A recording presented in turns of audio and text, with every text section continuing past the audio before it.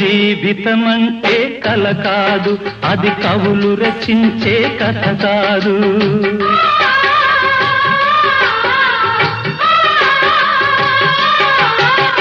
జీవితమంటే కల కాదు, అది కవులు రచించే కథ కాదు.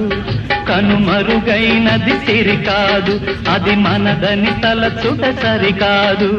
కుడి ఎడమైతే పొరపాటు లేదను నానుడి సత్యం కాదు, ఇది అందరికి అర్థం కాదు. ఓ